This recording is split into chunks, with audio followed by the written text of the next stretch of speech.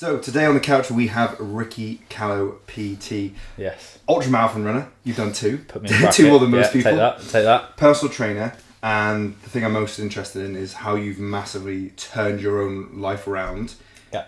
Safe to say you've gone, quote unquote, fat to fit. Yeah, go with that. Yeah. So take us back. Where did it all start for you in terms of your transition into personal training, and what was the wake-up call? Oh, yeah, we'll dial it right. But I mean, for me, I think went through, like many people, went through sort of some life struggles back in 2012, I'd say. Won't go into the end of it, but parents broke up, and the way I dealt with that at the time was just buried my head. Ate food, didn't go out, got stagnant, got sort of stale in what I was doing, didn't really have any direction at the time. Alcohol, drugs, different peer group, you name it, from 16 to 20, I was probably just doing that. That was my cycle of life, so to speak. And then I went for a gym induction at Life Centre. So I think Life Centre had just come up as a gym or as a leisure centre. And a friend of mine wanted to get into the gym, wanted to do weights trains. And I was like, oh, I'll jump in with you. Yeah, fine. We'd done a few. It was very like scad. It was like 1 or 2 sessions. You know, when people come into the gym and they do the weights, they do the training bit. But it's very much like chest, arms. And that was every day, every single day. It's a great way to start. Every day. And I was just like, oh yes, this is decent. And then my health really took a turn. So I used to get a lot of heart pains, chest pains. They were quite a regular thing. And at the time as well, my weight was creeping. I think I was hovering around the 19 to 21 stone mark. Let's just say right down the middle, 20 stone. Can't remember it off the top of my head. But I was definitely at a peak. And I was getting some pains, and I was like, right, I need to go see a doctor. So me and my mum went up at the time, and cholesterol was bad, but I can't remember figures, but my cholesterol was ridiculous. Blood pressure was really bad. And in my dad's side of the family, there's heart issues, there's all these things. So the GP, as some of them do now, recommended depression tablets, all that norm, take this, take that, you'll be fine. And I very much didn't want to. Now my mum, she works as a psychotherapist, she works in counselling, she's really big on the mental health. So that was sort of already an automatic no-go. My mum just wanted me to move more. So the GP said, try a gym. I said, oh, I've been to the gym, I'm doing a lot of training now. So we just wanted to basically revisit that. So I went and got a PT at the time, went back to the Life Centre, got a PT that was recommended. Matt Salis, shout out to Matt Salis if you are watching this. So he come on with me, and I remember having a gym induction, and this will relate to a lot of people. I remember having my first gym induction. Typically went through machines, and then I wanted to just know what it was like to squat, and I fell over. So he took me out to squat, fell over on my ass, bar fell over. Everyone looked. It was like peak time as well in the gym, and I come out of there and thought, fuck this, Council membership. This is not doing this this again. is horrific. And roll it forward through 12 years. It was just turning up every day, and I think I really try and be transparent and relatable in terms of the way I coach now, and really speak from experience. I was going up to the gym probably for 2 years, twice a day sometimes as well, because I wasn't working at the time. I was just at home. I was going up twice, maybe even 3 times a day, burying myself on cardio equipment, so treadmills, rowers, bikes. Not eating, because I thought that was the healthiest way to lose weight. Eating like salads and all these other things. And over a 2-year period of doing that, continually doing that, and I mean like obsessively doing that, I dropped to about 9 stone. Severely underweight. Yeah, severely underweight. And I've got there's photos on social media and stuff like that. So I dropped to a really unhealthy weight. But how old are you at this point? Jesus, it's still early 20s. Yeah, I would say 22, maybe even going 23. I was still super really new. Quite a drastic roller coaster from it was huge. 20s, all those health issues that you were worried about in your 20s, where most people don't associate that in your 20s. Huge weight loss. Huge weight loss. 11 stone.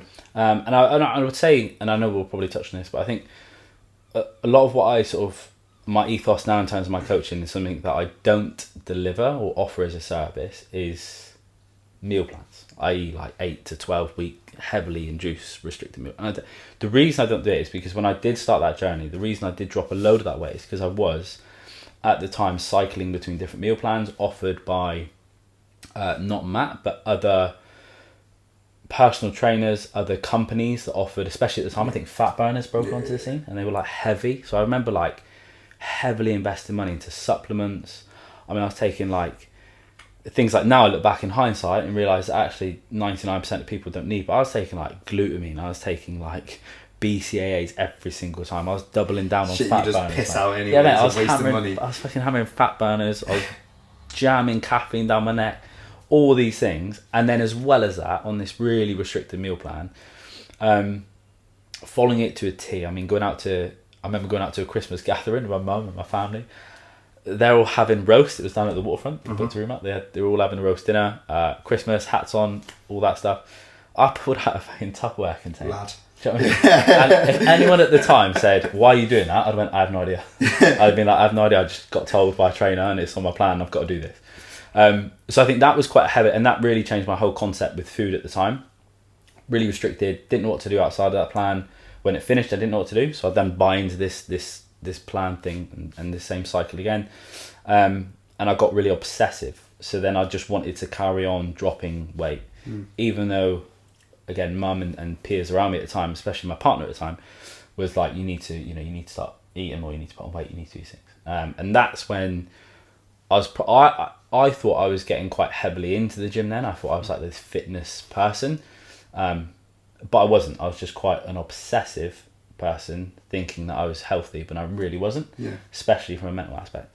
And that's when I decided around I think it was, again, dates are going to be slightly off, but maybe around the 2015 marker, where I was like, I need to do some qualifications, and just really sort of, let's get some education on this, let's get some studying in. So then I went and done level 2, level 3, done it with YMCA, Lee Land, again, shout out to Lee Land. Yes, I did it with Lee. Yeah, top guy as well. So like super clued up.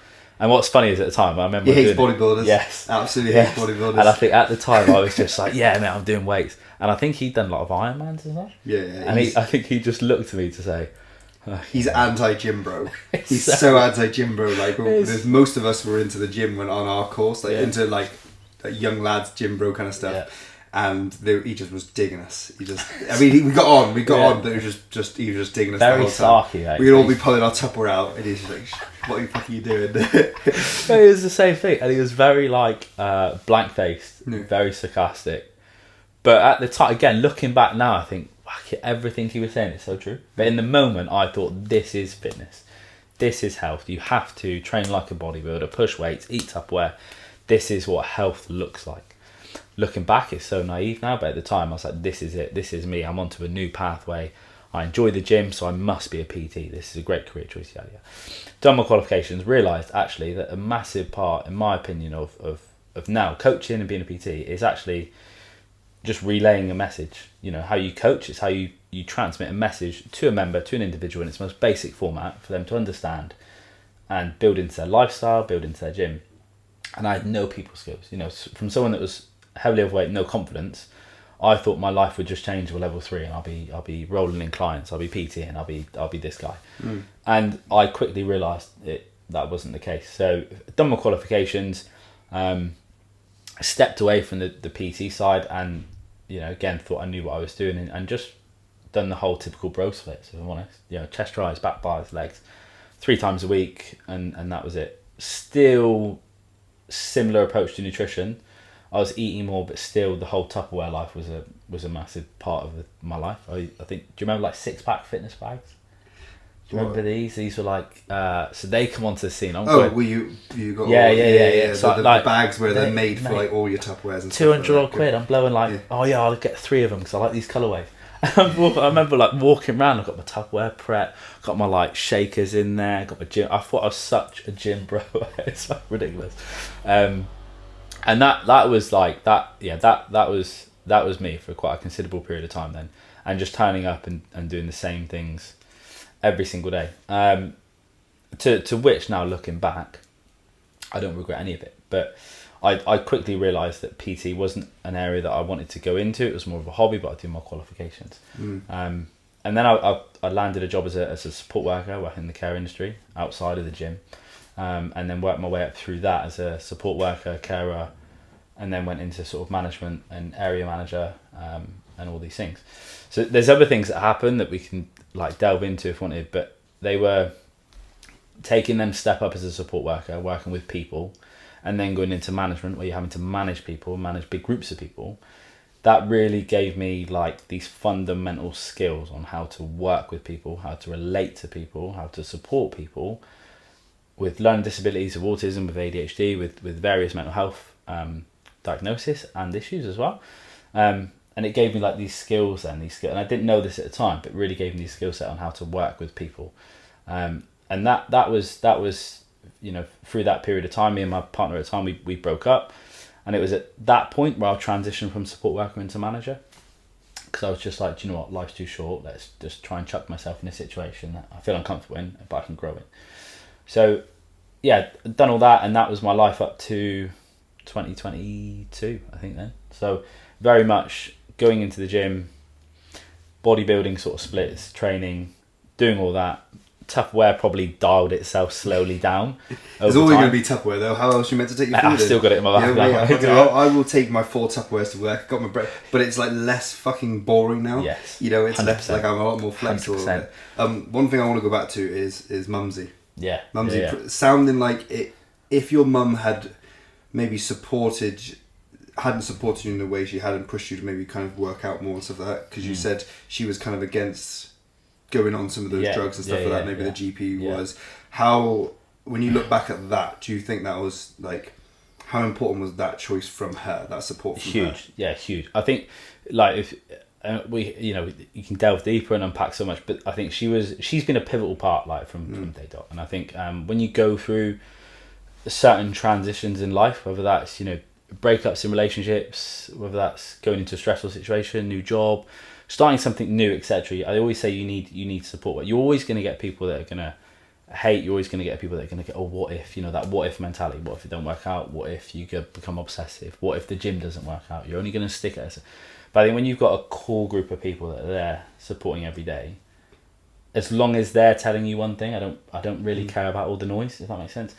So she was pivotal, and I you know, I generally don't know what avenue I would have went down if that wasn't the case. I don't know if I would have. I don't know how life would have played out. But it was huge, and she still knocks around, bless her. But now it's on the other foot, so she's waiting for a hip replacement. And Mum, it's funny how life goes 2 ways. But I've drummed into her for ages. Mum, you need to go to the gym. You need to strength train. You need to, you know, eat more food now. You're at an age where actually. Because I think now a lot of people don't really know what they want in the gym. I think everyone's led to believe that weight is the issue. Yeah. And when Mum's like, I need to lose weight, I need to do all these things. I'm like, so why do you need to lose weight? Well, because I've got a hip replacement and I've got pain in my knees and all this. I'm like, right, so they're the issues. Like, let's look at this, which is a strength issue, which is all these things. Rick, I'm doing a no carb diet. There's nothing wrong with this as well. I'm doing a no carb diet. I'm doing a keto diet. I'm doing a meat-free diet. Brilliant, Mum. All you need to do, Mum, is just sort of get a rough like handle on your nutrition, but eat more, move more. Brilliant. Done that for 2 weeks. He dropped like 6-7 pounds, and I was like, it's not rocket science. So she's coming up to the gym now to PT. So it works both ways. I beat the drum to her all the time, and then she listens and sees results. Yeah. She done it to me for ages. I listened, and you know, now I sort of reap the reward, so to speak, or I'm at a period in my life now what I consider to be optimal. Yeah, because she could have easily like not shared her opinion at the time when you were, you know, early 20s, having all those health issues. You know, said you're like 20 stone. She could have easily said like, oh yeah, follow the GP's advice, go on those drugs, do this, do that, and then that could have been a very different avenue for you. Because we see as fitness professionals what that kind of, you know, direction does to people. You know, I know that can help a lot of people that are rock bottom, but it probably wouldn't have allowed you to kind of do what you needed to do. Yeah. I think the obsession that you had where you dropped all that weight, as much as looking back at it and you wouldn't advise it to a client now, probably was a good thing. It's like a bad relationship. You know, you learn from it. As long as you were self-aware 100%. And you didn't continue going from 9 stone to 8 stone to 7 stone. 100%. You learn from it. It's like, okay, right, I have lost the weight. Probably not the best way to do it. How can I now switch this around and make this a little bit more sustainable? Because I think losing that weight was probably better than staying at 20 stone. Yeah, it may not be the best. May have not been the best way to do it, but at least you're not 20 stone now. Now we can figure it out. Now we can be like, right, what do I need to do now? Because unfortunately, there's people who will go from 20 stone to 9 stone and they're not self-aware and they continue with those habits. But the good thing is, you realised Actually, what was it that made you like realise that that wasn't like you'd obviously done 11 stone, you'd committed a long 2 years to lose 11 stone. Was there a point where it was like, okay, what stopped you from going to 8 stone? If I'm honest, I generally... Did you just look at yourself one time and you're like, I look like Christian Bale in the fucking match? I look back now at photos, and I'll ping some over as well. But the photos I look back on now, and I'm stood there, I think, Jesus Christ, like bodies out of it. If I'm being really, and going back to some of that, I think the reason I think the reason I didn't know any different, or maybe sort of didn't really go down that sort of, and there's nothing wrong with this. I know people that take various medications to suppress certain feelings of how they feel, and it's amazing, and I'm all for it. But what I also try and promote a lot of is try other ways, methods, services, solutions, whatever that may be. Try other things before you resort to that. And I think I was probably at a period, especially back then, when the world of social media and stuff wasn't as influential as it is today around sort of medications and what to take and all these things. So I didn't really know much about it. So you just hear medication and it was like, nah, it's a no-brainer. Now it's glamorized. Yeah, and now it's and it is, and it's promoted by GPs. I think I probably might get a little bit of stick for this, especially when I was watching. But I think sometimes it's maybe to push and offload their own workload. It's like, take this and you'll be fine. Sweet, that's one person done. Tick them off. I've had clients been thrown onto it for reasons for some stupid reasons. Clients that have taken them. And while they're talking, I'm like, this is doing nothing for you. Yeah. Like, I mean, I'm not a GP, but I'm looking at this individual, I'm talking to them and being like, this is doing absolutely nothing for you. You actually look and feel like shit right now.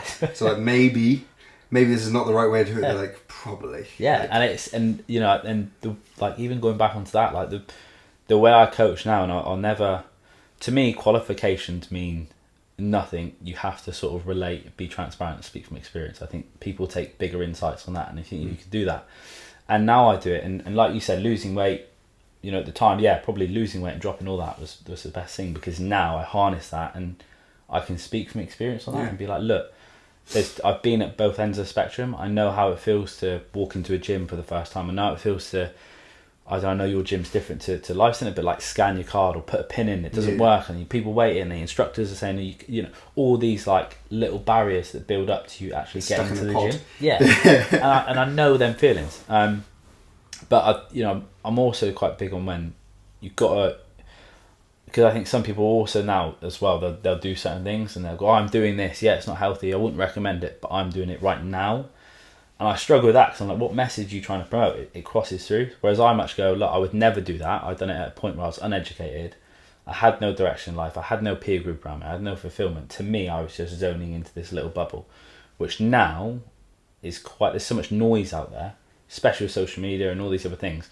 Trying to unpick that and undo that with members when they come through, and trying to find like, what is that pain point? Like, what is that day-to-day thing that's causing you the issue? Right, sick. Now we've got that, let's work with that. And then the weight thing, that comes with consistency, foundations, turning up, handling your nutrition over time. And then they get to that period. Yes, it might go from, instead of a 12-week condensed peer pressure, this is that, it might stretch to maybe a 2, 3, 4 year, but you build habits, you build foundations, you build sustainability, all these other things. So I try and really dictate that message now.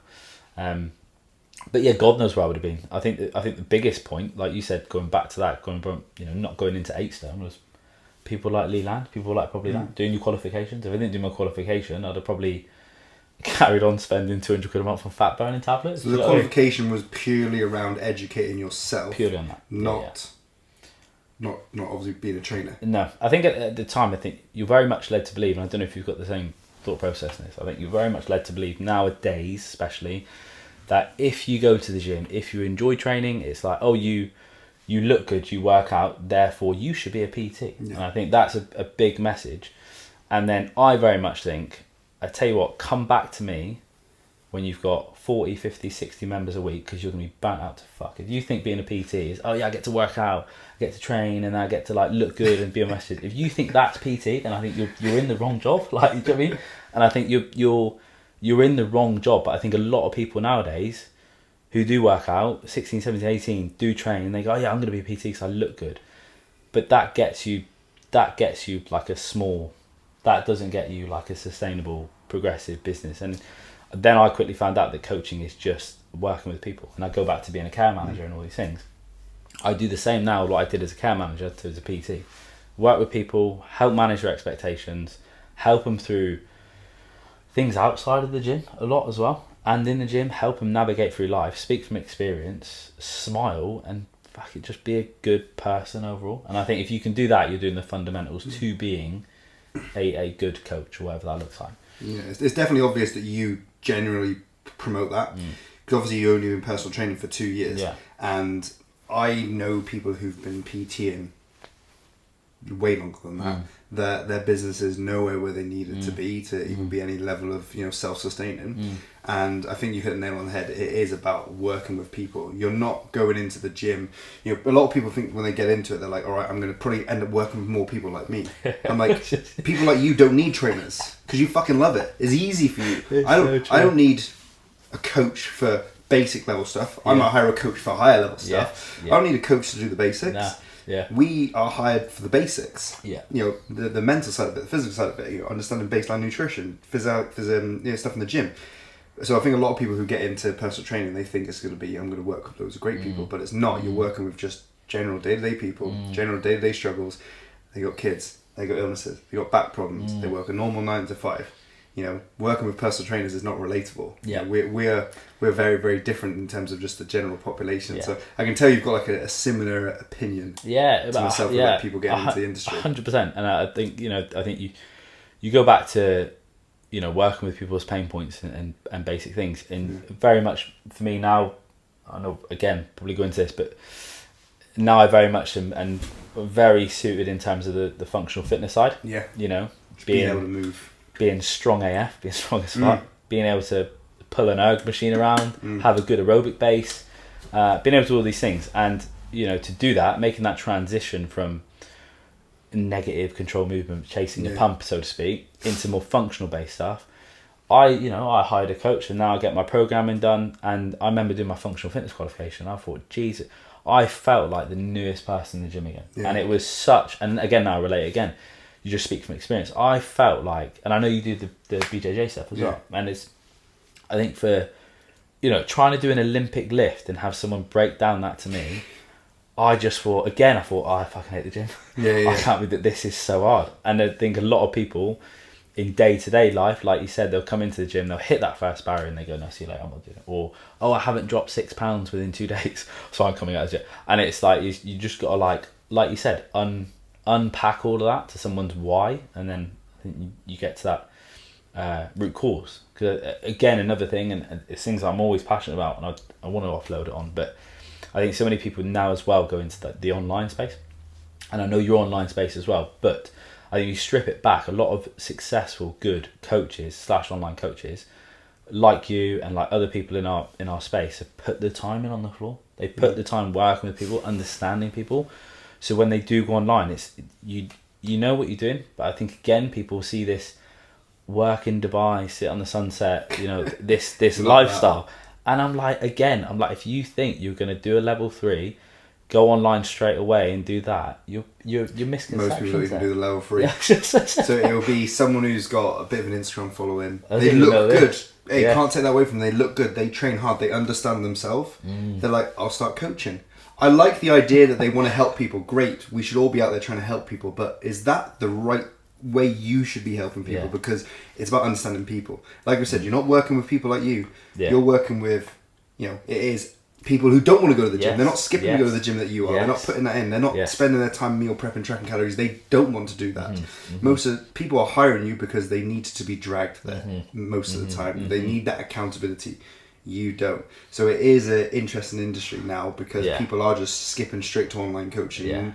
And they've never helped anyone in the gym. Maybe they've spotted a mate or something like that. And I think it does take the industry. Like I've got a bit of online coaching, and I've been there before where I'm like wanting to be. I'm gonna transition online because I think people think that you got to go from PT, then you got to transition online. Apparently that's the natural progression, but we're self-employed. We can take it whatever angle we want. And over the say like last 2-3 years, I don't push online as much. My online clients are self-sufficient. They don't need me as much, and I've started to realize online clients, decent online clients to stay over a long period of time, don't need me too much. They kind of can do it. They do it themselves. They come to me for bits and everything. That's personally how the people I work with online. Yeah. The face-to-face ones, they're like, Tom, I need you face-to-face. They need you. And I love both of the aspects of it, but I can't see myself stepping away from face-to-face. I'm like trying to find different avenues to do more face-to-face, like we spoke about, like a gym facility, the group PTs and stuff for that. Because I think if I just went solely online, I'd blow my brains out. Mate, honestly, you hit the nail on the head, and I echo everything you said.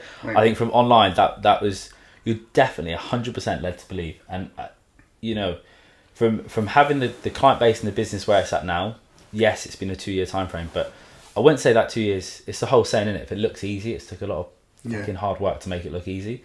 And that's been my life. People don't see me pulling all-nighters while Bill's fast asleep, my partner Bill, and you know, all these other things to get it to where it is. But definitely when I started, I remember going down the app route. I remember thinking I've got to go online. I remember thinking I have to do meal plans. People want to be weighed. People need these things because you're led to believe that is it. And then when you realise, when you put in the hours, when you realise actually Barbara, who's in her 60s, who's got arthritis, who can't get out of bed, but yeah, she doesn't need a training plan, an online program, because she ain't going to follow videos. No. And then you go, she probably only comes sees you once or twice a week. That's it. And then you go, Jesus Christ, right? Let's actually take this in a direction. And then you go, right? What do I like to do? Let's promote my beliefs, because I'm a big fan. If I don't, you know, even down from a clothing aspect, if I don't wear it, don't believe it, don't buy it, I'm not going to promote it. Yeah. I won't ever promote something I don't believe in, or haven't used, or if I had a bad experience, I'll be open. And even now, so like we have the online coaches. Every member, as soon as they're on board, they have a free online program. That program though is it is a generic program. It's a tool there. We get a starter program, like intermediate program, advanced, and then a real advanced functional one. That functional one that gets programmed, so do the advanced ones. They get a little bit tailored and switched up. But the starter programs are there as a tool, and they're there for someone that goes, right, I see you once a week. Do you know what? I really want to come in on a Sunday because the gym is quiet and I want to start going on my own and building confidence. Brilliant. That program's there for you then as a tool to be these functional movements really easy. So it builds confidence over time. But like you said, you know, I for me, and again, this is just my own opinion, the idea of, and having been in a desk job as well, working as a manager, having been at a desk job 9 to 5, the idea of being on my laptop for 12 hours a week, programming every fucking hour, it's just not. It's not. I love seeing someone not be able to do a basic, say, hinge pattern, and then they dominate the hinge, and then their deadlift and squat, and everything in the goes trenches up. With I'm like, fuck yes, like that's where I definitely get that feedback, the love from it. Don't get me wrong, online clients that are sending through their updates, their form checks and stuff like that, fantastic. But I think a lot of people kind of skewed with what they. The online coaches that make a shit ton of money right in the industry, they're not coaching. Yeah. They've got a big brand. Yeah. Okay, they've got a lot of followers. They've got automated sales, and they've got a team that does it for them. Yeah. You know, like James Smith, for example. I know he does bits of coaching and that on the side, but he has a team. Yeah. Okay. Yeah. Joe Wicks, for example, he'll film a few videos every now and then. The people at the top of the food chain in terms of online coaching, they don't do much coaching. They'll make some content in the background. They'll do some overviewing and stuff like that, managing. But they have a team that does all the coaching for them. You go join one of their things. Yeah. You will see that person you bought into it for maybe 5% of the time. Yeah. Sometimes never. Yeah. Okay? But let's say hired me or you as an online coach, they only speak to us. Yeah. So it is an interesting industry because you can buy into someone that you really like. Like, I've been following so-and-so for years. You never actually work with them. But they buy into me and you. Their only person they're working with is me and you. Yeah. Okay? We don't have like kind of ghost coaches and stuff like that. No. And I think it's interesting because it's like a lot of people think, oh yeah, online coaching is going to be a sit around. No, those people at the top can sit around because everyone does the work for them. But if you're doing actual online coaching, you're there. Yeah. 24/7 for those people. Yeah, and if you strip it back as well, even people like the James Smiths of the world and all these things, they've probably they put in solid hours on a gym floor, and I think they've learnt their trade. Whereas, you know, you can probably then take that step up, but they're always there from like they'll drop back into it here and there. And I've took many members on that have done that. You know, they followed the programs, all these things, and straight away first session through they're like, oh, I've got really bad lower back issues. Decent, you know, they might disclose that in a consultation, or even in some cases not said it because that people feeling ashamed and I want to be fit, I've got to be healthy.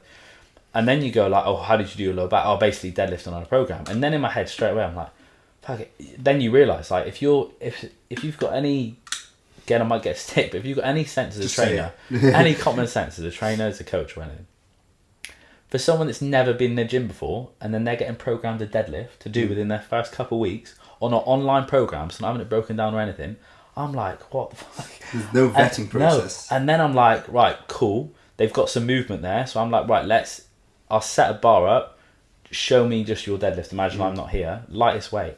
And in my head, I'm thinking, no wonder they put, and I think that's another big issue. That you having to unpack all this stuff, but they're so in this loop of like, no, we can't regress. I need to keep pushing forward, and we need to regress this right back. We need to work on the basics, build up some core strength, and your hand, like all these other things, posterior chain, all these things, and then we'll revisit a deadlift in 6 weeks. Like, let's look, and it's so hard, but I think that's why I'm so passionate on coaching, and it could be, and again, similar to you, another reason why sort of the business and the retention and the members that we have, it is the way it is. But I think a lot of that is just working with people and getting people to believe in me, and then a system and a service in terms of the branding stuff. And then from there, once you see them results, when you understand that, life's easy on it then. Yeah. And I always try and say it's not, me putting on weight or the weight that you lift in a gym doesn't just happen on the first day. And that's when I go back to that whole falling on a squat rack, all these other things. To me, to squat a weight that I do now, to go back 10 years then, I'm falling over with a bar to whatever weight I'm lifting now. Like, that takes 10 years of very much up and down. It's not consistent every day, 4 a.m, getting after it on the grind. It's none of that shit. It's like, days that I feel shit, days that I'll turn up to the gym and just walk back out of it because I can't be asked. Over a 12-year period, it gets layered and layered and layered. And I think when people buy into that and they see that and they actually go, I'm going to invest in my health and I trust you to get there, boom, I'm like, just do that and you'll be sweet. But trying to undo these things that I've went on, like the fat burning stuff, these 12-week plans, trying to undo that. But again, it's the fitness industry as a whole now. I think it's the social media, it's the TikToks. I think TikTok is practically its own PT app at the moment, the way people come through. You know what I mean? It's like, I saw a client, one of my app clients, doing like an exercise, and I'm like, why? This is nothing I've programmed at all. Like, I've got a lot of programs, but that exercise is nothing I would ever put. Like, why are you doing this? And she's like explaining it to me. I'm like, just, there's the very, like, people are trying to overcomplicate basic things. Like, for example, they're trying to do all these fancy different like lunges, curtsy lunges, where you hinge into it.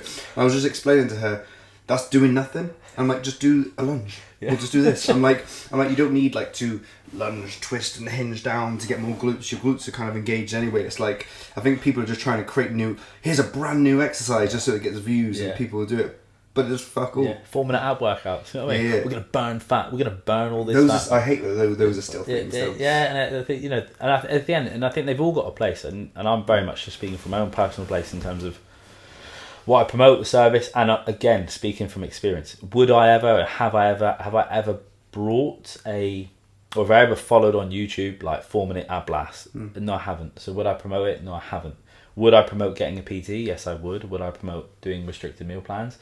I've done it. Speak from experience. I wouldn't promote it now. And I say that on consultations now as well, because that's, for me, it's a big thing. I very much dropped that in there straight off the bat. I'm like, we don't offer this, but we do give you the calorie calculators as well. We do offer all these programs. We do the training. We do everything you need, even down to a Spotify, but everything you need.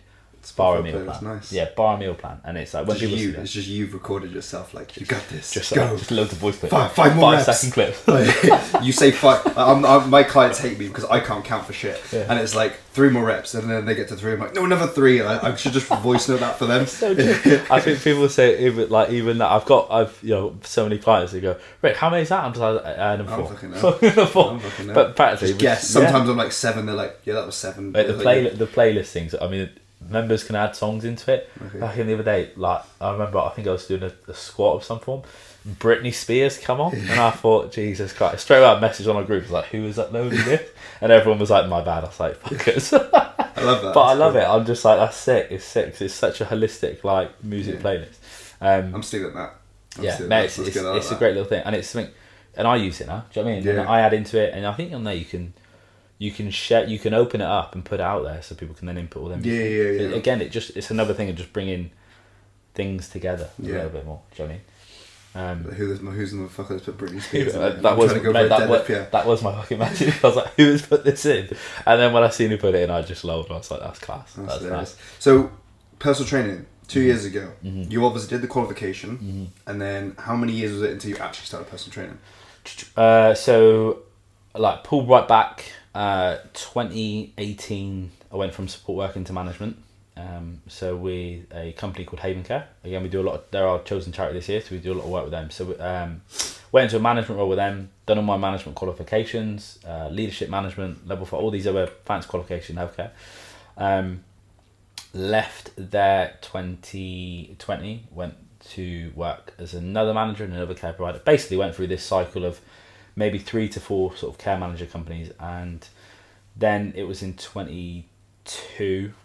Back end of 2022, I just thought it's a quote that changed my whole outlook. Need to get this sort of right, but it's you're good at doing a job you hate, but you doubt yourself being good at a job you love. And I heard that and I just thought, fuck, that's me. Like, I'm good at this management. Am I passionate about care? Not really. Do I love the gym space? Yes, I do. Could I be a PT? Probably not. And it was that thing, and I heard that and I was like, fuck. And Bill, bless her, and I know I reference her name a lot, but she was my partner at the time and now, she was amazing, and we were at a point in our life where we had no sort of financial commitment in terms of the mortgages and rent. So I understand that, but she was so supportive of just going, just go for it. Yeah. And I managed to get a job as a gym instructor in the Life Centre. A massive pay cut, a massive risk, a massive gamble. You're going from 40 hours a week on a real good salary, a salary that I've put my whole and heart into getting over a 12-year period working in care, then going on to that sort of 20 hours a week, gym floor, minimum wage. I was just like, fuck. First pay packet, I was like, shit. It's like, shit. But I think, again, things like the ultras, which are going, you get put in these uncomfortable situations that force you to go, right, I need to go out. And I think then I touch on being overweight, all these other things, all these difficult periods in life. I go, fuck, I've been through worse shit than it. Yeah. Like, if I can get from out of this, sick. Got a business coach, which I will highly sort of promote to any aspiring coach to go into. Like, get someone that can give you some direction, get someone that can relate, get someone that's actually got a personal touch as well too, that you can meet, that you can talk to, that they've got the systems. So someone I look up to, Jay Alderton, they've got one on there, and I had a meeting with them, a few voice notes back and forward, and then from there got pulled into their sort of business scheme and how they model their stuff, and had numerous meetings with them. And initially I went into working in the gym instructor in, I think it was July 2022, so I started in the Life Centre then, and my goal was to go self-employed like within a year. And that was it. I was like, yeah, it'd be fine, there's no rush. Then things built quite quickly, and I think that was pulling on from just them people skills and management skills, things that I didn't even know at the time, but then quite quickly you realise, actually, again, it's going to be a little bit out there, but again, you realise that you've got these skills, these people skills that are a skill, because not everyone can engage with people, talk to people, all these things. I had these, and there was many people that didn't.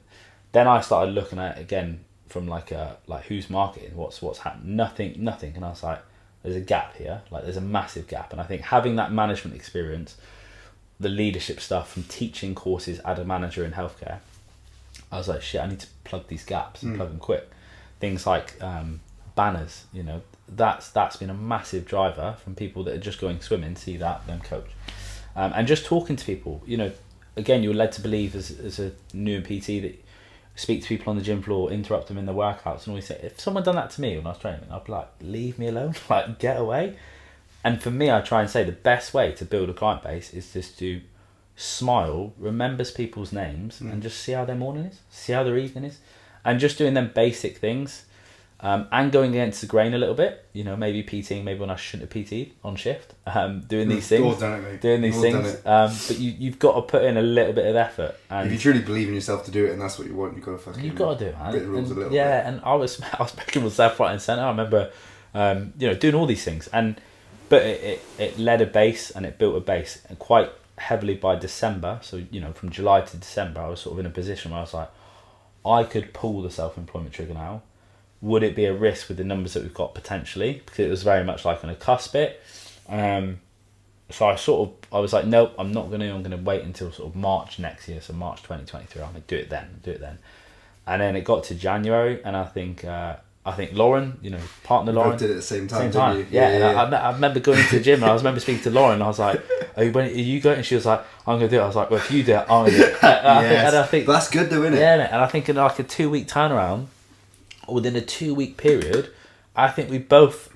I'll have to ask her on this, but I'm sure we both dropped the email like within a couple of weeks of each other.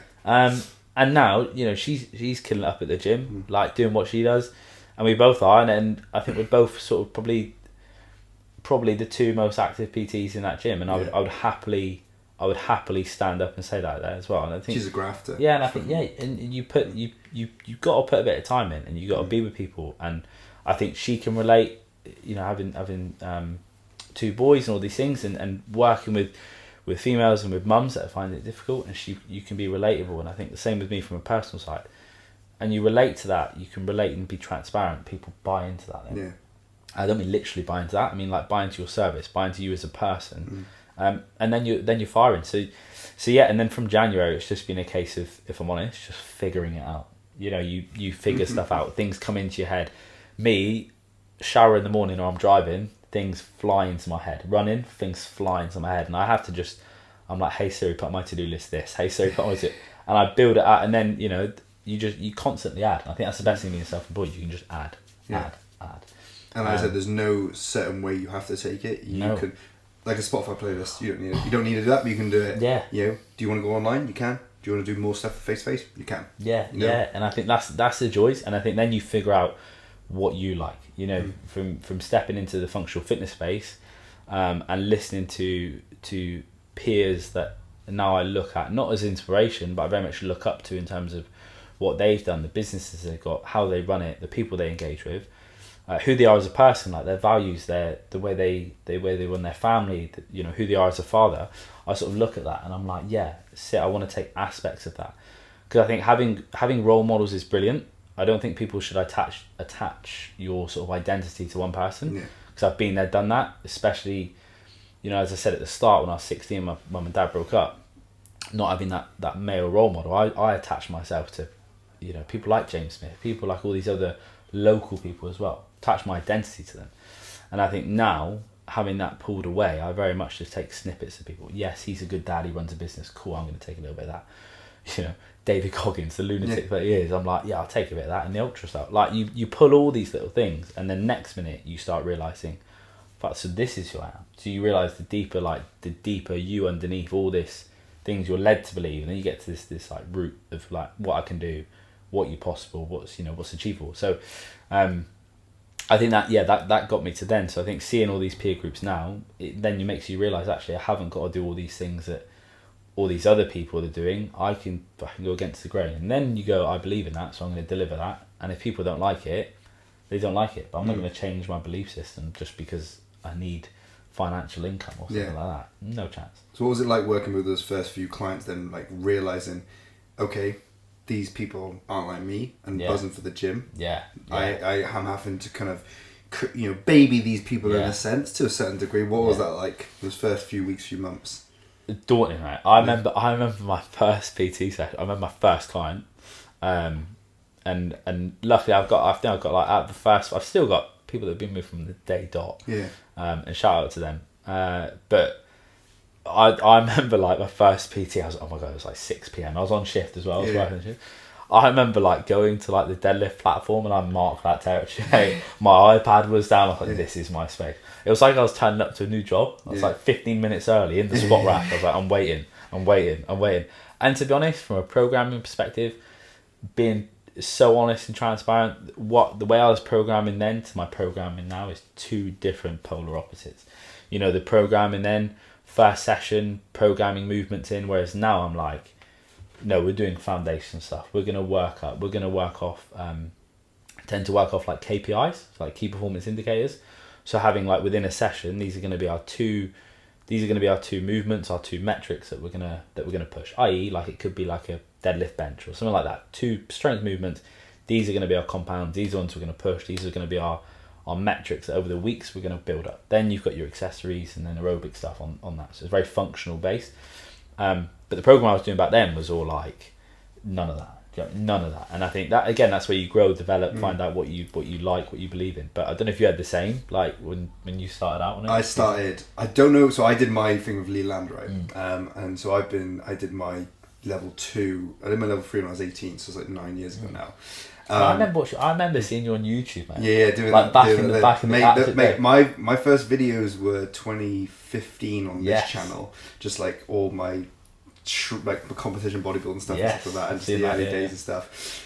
I mean, I've had content for like I did a gaming content and that when I was probably about 11. Always content. But no, so when I did the level 3, I remember it being like your assessment was you'd have to program 20-minute cardio session, whether it was intervals, continuous, whatever it is, and then you had to program 3 compound movements, and then 3 machine movements, and then like core mobility or something like that. You're taking me right back. I did that. That was my so the assessment for PT that I did. That was my coaching for fucking ages. I just did right. We're gonna go 20 minutes of cardio right at the start. Then we'll make sure we only do 3 compounds, 3 machines, core mobility, finish it. That's it. So that was it. So it'd be like clients would like, I'd be like, right, we're going on the cross trainer again, and we'll go on the road. So it literally would be that, and then I got comfortable with like putting it in a different order, okay, and then it all goes out the window. Fuck that, I'm doing something different now. So as I've changed my I never used to train like that. I never used to go and do 20 minutes of cardio and then 3 compounds. Never used to do that, but I thought as a coach I had to do that, and I kind of liked that because I wasn't doing all those things, but it opened my experience to coaching loads of different things. It kind of helped. And then changing it in different orders, adding different things in, and then as my own training preferences have changed over the years, my clients are aware that as my training preferences change, my passion for training changes. So then that's going to influence my coaching. So yes, some people may not like that over the years, but I bring in new people who like that. Maybe when there was maybe more of a bodybuilding focused kind of stuff, there may have been more people who like that. Okay, but my clients do tend to kind of just change and adapt with me, and I gradually bring that kind of stuff in as I learn and discover new things and how it makes me feel. I like to put that in on my coaching as well, because I want my clients to try it. So now it just constantly changes from that structured 20 minutes kind of thing, literally regimented like all the way through. I knew exactly what I was doing. Now it's just so flexible. But that's that trust element, isn't it? I think them trusting you, that changing. I think honestly, it's like nostalgia. I can so relate to that. I think. Yeah, even down the sheets. What are they called? Is it parquets? Stuff like that. Like the consultations that I took through on the level 3, and the level 2 when they briefly touch on it. I thought that used to give me. I used to get so nervous even with that. I was like, oh my god, when I sit there, I have to ask these questions. I need to sit in a place that's not busy. I need to be in this. It's got to be it's got to be on a clipboard. Where do I store the paper copies? Oh my god, what am I? Data protection. Should I store them where? I've got to lock them under like all these things. And now my consultations and me, iPad, get a coffee. They get a coffee. We sit down and it's like this. It's a chat, and then we'll box some questions off that we go through, and we pretty much covered half it, and that's it. But 100, and then even down to the training, like make sure we have a cool down stretch, like the warm up, all these things. You've got to do a dynamic stretch, you've got to do a PMS stretch, you've got to do whatever. Shit like Jesus that. Christ! Make sure we're doing that 30 seconds and 10 seconds stretch into it. If you're not doing that, you're fucking failing. That was my coaching as well. Now you said it, it's so funny but again, you do that and you think this is it. This is how it has to be, and especially with people like Lee that are so rigid. And you think, I want to do it like this, but in hindsight, the man's a wizard. I don't think it's what I'm saying now, but I think the man was a wizard in what he was doing, and the knowledge that he had was unbelievable stuff. I remember, I know we're slightly going off topic now, but I remember when I had to do, so when I did my level 3, on my level 3 exam, I tweaked my back on the 10 minutes in, back went, spasm in my butt, literally just picking up a 2 kilogram weight for God who I was taking through it at the time. So Lee was like, look, forget it, get to the hospital, sort yourself out, we'll rebook your level 3. Brilliant. Bearing in mind, that first exam was at St. Malian, midday, quiet gym, sorted. When I went to redo it, YMCA gym, which is small, peak time, talking like 6:30, 7 o'clock. And I went in, ram gym, busy as hell, sat with Lee, he was like, just to let you know, and just to let you know, on this exam we have to fail a percentage, And just to let you know as well, I haven't failed anyone yet. And I was like, oh, fuck. But he done it with this straight face. I was like, he's being... Yeah, but he's just chatting shit, though, isn't he? He's chatting shit because they don't have to fail. And he had this like smile there, and I was like, why have you said that? Because he knew the gym was rammed, and it's the whole thing. And again, I don't know if you're the same as me. Like, if you've got a lat pull down programmed in, and if so, God forbid, if someone's on that lat pull down, I had a meltdown. I was like, right, now what do I do? Oh, assisted pull up machine. I'll do that.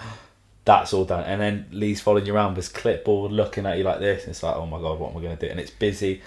And looking back now, it was brilliant, you know. Yeah. And I passed, and it was all fine. But they like to get you like that. They're testing you, and when they're confident in you, like they will throw in some curveballs and that. There, I had to do my level 3 again as part of my uni qualification. It was the level 3 was built into the S&C, and my lecturer who used to work with Leland, he knew I'd already done my level 3. He knew I was PT and that on the side, knew I had the business, and so when I went and did my level 3 again, mate, I was getting thrown in the trenches. And then I can't remember what he asked me, but he said something to me. He asked me this question because it was questions in between each set. He would ask me something, and it was an absolute bullshit question. I said to him, I said, "That you're just trying to catch me out here. That's wrong. What you're asking me." He said, "Yeah." Yeah, just like they just like to try and get you. Yeah. They're just having fun with especially it all. Because they're like, you know, they're the educator, they're the person that's delivering. He wanted to see if I was going to bullshit. Just go, oh yeah, that's right. Yeah, oh yeah. That's I was looking at him. I was like, "What are you asking me? That's like that's bullshit." Oh. He's like, "Yeah, fair.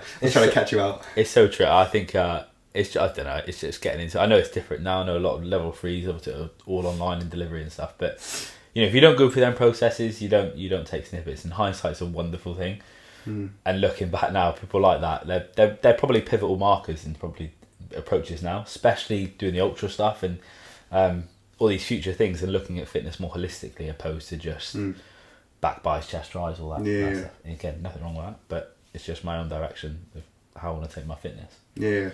So where did that come in then? Because obviously I know we've had the conversation before. You were kind of like me. It was more like bodybuilder kind of based stuff. Train for aesthetics. Nothing wrong with that. I still like to look good. I'm my own marketing as well, you know, but I do like to move well, especially with the jiu-jitsu. So what kind of was the change and transition for you? I think that I can't really put a 2 pence on it. I think just getting bored, if I'm really honest. Yeah. And that, you know, working within a gym space, like you said then, you are your own brand, you are your own marketing. And I think going into pre-PT, probably wouldn't have thought, probably would never have changed my whole training style. Then getting into PT, and I take pride in sort of programming one-to-one stuff and programming clients. I found myself very much when I had my own time to train, it was just like, you know, a note section on my phone. Oh, sweet, yeah, I'll just go through that. Yeah, done. Chase that. Yeah, I'm in it. My training was lapsing, and I was like, do you know what, I need something different. And then I follow an individual called Ollie Marchon, who has the Marchon gyms up in London.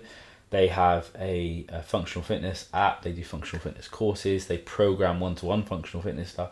And I very much just sort of started following stuff. And their like message in terms of what they promote is very much similar to what I was sort of believing in. Because I'd done all this training in sort of bodybuilding, but did I ever agree with the principles of it? No, I didn't. Did I ever do a preparation for a show? No, I didn't.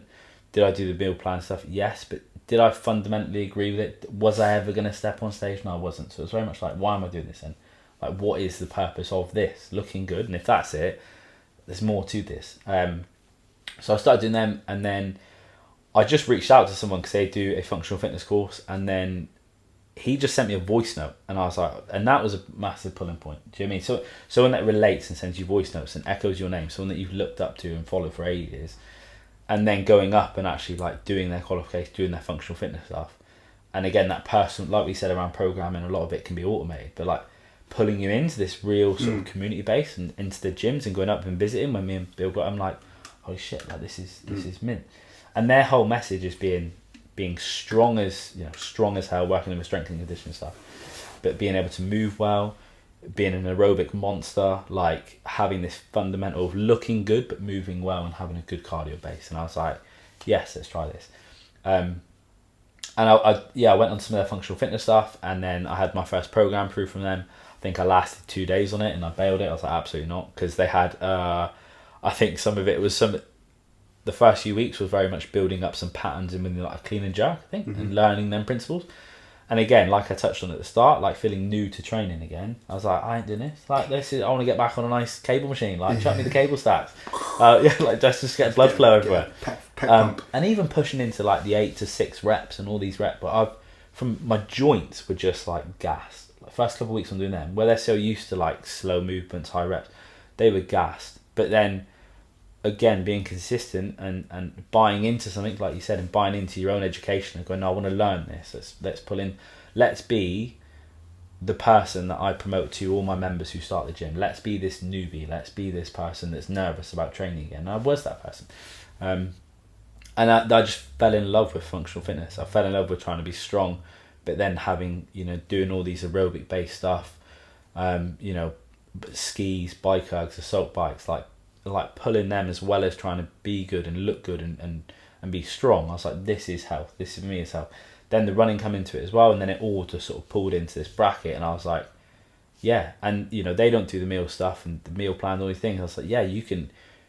The message I dictate now is be strong, move well, have a good aerobic base, get outside, enjoy some food, and you sleep well. You're sort of doing all the metrics then to be in a better version of you, and the weight bit that will come with time. And like you said then, now the way I program is very much that. We hit some strength movements, we hit some good functional accessories, things that are going to be, I don't know, say working our shoulders, but we're having to stabilize our core muscles, all these other areas to do. And then let's build in some flow pieces, so nice zone 2 aerobic pieces, but then let's push into some more higher exertion stuff near the end. That's tailored towards different clients, but just sort of pull into this aerobic base as well. So getting people to look good, move well, but then over time build this aerobic base up as well. And now it's just, I love it. And I think that's where things like the ultras, things like the runs, they just sort of fell in naturally then. Yeah, that's why fitness is class, because it's just so broad. You can do whatever you want. Like, yeah, if you want to go down the aesthetic route, you can go down the aesthetic route. If you want to go down the running, the new high rocks kind of stuff, you like yoga, Pilates, whatever it is, or you want to have a mismatch of everything, you can do that. Yeah. I know there's the kind of joke of like people who do loads of things, they're just like mid at all of it. But like you can do it all. You can kind of do those things, and like if you have certain preferences and styles that you want to do, that's what training is. Yeah. Moving, using your body to whatever ways you want to challenge and test yourself. Yeah. Go for it. You may not like the assault bike, but you may like the skier. Yeah. Do it. Yeah. That's why health fitness is great, because you can see all these people online and doing certain things. Doesn't mean you have to do what they're doing. I had a few clients recently say to me, Tom, I feel like I need to be running. I'm like, why? So, because everyone's running. It's like, do you want to run? No. So you don't have to run. You do not have to run. It's the why, isn't it? As soon as you go, what's your why? People go, and then you find this deeper route and you go, brilliant. So why are you? It's like members that come to me and be like, I don't know, the food stuff's the same. Like, I'm eating all these healthy foods. I'm gonna do keto diet, or I'm gonna do non-carb diet. And again, nothing wrong with these. They're as I always say, calorie deficit, and then all these other fancy diets put in your toolbox. They all work, but do you need them? No. Yeah.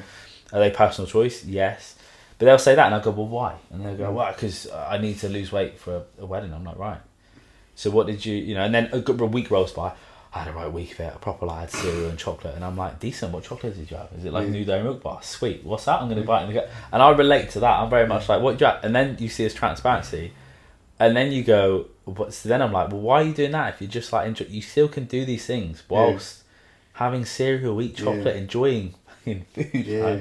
And I'm relatable. Like if I don't eat salads, which I've done, then I'm not going to promote that to members. Do you know what I mean? Because I think some people would like to put themselves as this health guru, and I know a lot of people out there that, not mention names, but probably promote a message in terms of what you should be eating and all these things. But I guarantee when they go home, they're eating what they want. They're having the fucking late night pizzas with their partner, but they want to tell their clients that. It's like, nope, I'm this epitome of that. And I'm like, so the opposite. I'm like, hey, like, I had a pizza last. What did you have? Is it Papa John's new one? Sweet, show me that, because I want to get one of them. And you relate, and then people like do this normalization that, like you said then, health and fitness is so much more. And I'm not slaying anyone, because especially in different modalities of training, because I've got friends that bodybuild, they compete, they love it, they work with a lot of their clientele that are in that, and I'm like, sick. People that do functional fitness, sick. People that do high rocks, sick. People that do Ironman, sick. and like you said, fitness is just so holistic. But what I really try and root down to is like, there is not a one size fits all. Just because it's put on TikTok, you do not have to do that to lose weight, be in less pain, all these other things. You just need to get away from this mentality of quick fix and think lifestyle. Think, you know, what am I going to do after this wedding's happened? What am I going to do once I hit this desired weight goal? Life goes on. Can you sustain that? How are you going to sustain that? Oh, I don't know. Brilliant. Let's work on that then. And then people's things change. So I think you definitely, it's a big message that I promote, and I just speak from experience. You know, I'm not this, I've got all these qualifications in uni sort of thing. I just go off like, I've been there, done it. Yeah. And sometimes in itself, that's probably the best qualification you can get. Yeah. You know what I mean? I've only ever had one person ask me what qualifications I have, and I said to her, I'll make you do what the fuck you need to do. I'll teach you from my failures. I'll teach you from everyone else's failures. If you want to see my degree certificate, I'll show you my degree certificate. My degree certificate has, the best thing it gave me was connections and experience. Yeah. The learning side of it, I've just learned more from coaching people, working with people, just being there in the trenches with like, what makes people tick, what do people actually genuinely struggle with, how to find out someone's why, how to kind of motivate someone, how to bring out the best in someone. That's my qualifications. It's like 10 years of doing that. So a piece of paper that says I got a degree, cool, that might be useful if I wasn't self-employed. You know, do I regret doing it? No. I mean, maybe there's 60 grand of debt, but but you know, that's money that later Tom just doesn't get to spend. 100%, and 100%, and you know, the qualifications. Always think, yes, it's that investment in yourself. At the end of the day, and it, like, you know, similar to the things like with the, you know, going back to the GP and all these things, it plays a purpose in your life. At some point, at some time, it will play a purpose. You know, past or present, or even, you know, future context.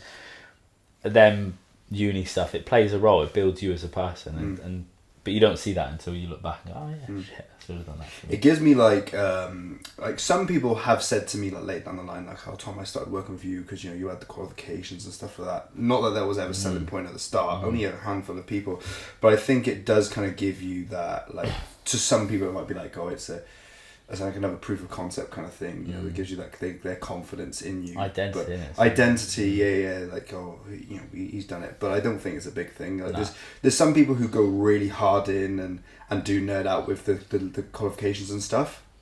I think that's cool. I think if you can be an absolute brain box and learn it, but you have to understand people. You know, you could be the most qualified, built up coach in terms of you got degrees up to fucking level 10, whatever it goes up to, and know it all. But if you can't communicate that to someone who, in like a layman's terms, 101 level, like, what's the point? And how many people do you know? You see so many people, and you know, come out with these fancy terms, and you just. And then today we're going to be working on the rate of force development in the eccentric phase, and you know, we're going to go for the iso. What? And then literally, I guarantee 9 times out of 10, what happens is they go, so what am I doing again? Basically, we're just going to move the bar overhead. Mate. Brilliant. Like client said, what we're doing today, we're going to pick some shit up and put it down again. All right, I get that. You know. I say that. I'm just like, we're going to get in and get out. You know, whether they've come in from a busy day after work or doing all these things, they're tired. I'm like, right, we're just going to absolutely hit our main lifts, hit some aerobic bit, get in and get out, get it done. Let's go home, watch the football. I find myself forgetting the terms from uni, and it annoys me sometimes. But then I think to myself, I don't actually need to know them because the people I work with don't care about that. Every now and then someone will be like, oh, Tom, can you just explain this to me just a little bit more so I have an understanding on it? Again, I'll do it in layman's terms. But it's sometimes in my head I'm like, oh, maybe I am forgetting all these fancy words. Am I becoming stupid now? I've had one member say stuff to me very similar to what you said. She pulled out, oh, so we're going to work this. So that's what we're going to, I don't know, big out. And in my head I thought, and then you pull this knowledge and you don't know where you can, and I think that's where we go back to like that uni stuff and all that. I mean, these things that you do, they're stored here, but you don't use them day to day. You know, my level 3, I couldn't tell you what that was like. Was it mitochondria? Or I don't think I've ever produced that word since my level 3 exam. I don't think I've ever even said that. But if someone asked me it now, I'd be like, basically it just works the muscle. Anyway, let's do this movement again. Like, just because you don't need. No one, like you said, no one's going to come up to you again. I don't know why I'm saying Barbara a lot, but Barbara's not going to come back. How do I work my Barbara, stop asking these stupid questions. No one's going to ask that. So I think pulling it back to basics, but it's the way we coach, and I like it because you're similar to me. It's just the way we coach, and what message we promote is something that you believe in. Do you know what I mean? Yeah. Imagine if you started talking to a client and like breaking down like the muscle fibers for them. I just describe it as like, you know, imagine like a copper wire or a bunch of, you know, bits of spaghetti. Yeah. We're just snapping them a little bit. You know, just do. No one wants to know about the actin potential and the synapses and the fucking muscle spindles and. I'm forgetting the rest of the words. I know there's never 3 layers. I'm like, right, I'll jot these down. And the muscle fascia and stuff like that. I'm like, people aren't going home with that. People just want to feel good in themselves and maybe have. I think a very kind of base level, even if it's kind of like an analogy level understanding, gives them a confidence, so they know what they're doing. Like some of my clients that I've had for a while, they're like, Tom, I don't really know the names of the muscles. You don't need to know the names of the muscles. You can if you want to. Yeah. Sometimes I fucking forget the names of some of the muscles. You know, you don't need to know the names of the muscles, but we can understand what we're working when we're doing it. You know, that's it. Yeah. There's no test at the end of the week. Nah. And I think again, but even that, like you're so tested on like rhomboids, lattice, all these things. Whereas now I'm just like, we're going to work you back because you look at composition and mechanics so differently to you do when you're starting out, because actually people just want a stronger lower back, so we're going to do core movements. They don't want to be like, we're going to work our obliques and then we're basically going to hit our rhomboids and then we're going to do a hot.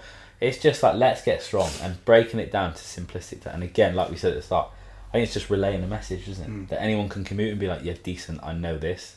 That is coaching for me. Relaying a message, layman's term, that someone can take, transmit and go, yes, I'll do this. Sweet. I think that's coaching then. One thing I find myself doing a lot is like, you got all the pull down attachments. Like, Tom, which pull down attachment should I be using? Your favourite. Use your favourite. Do you like close grip? We use close grip. Do you like wide pull down? Do wide pull down.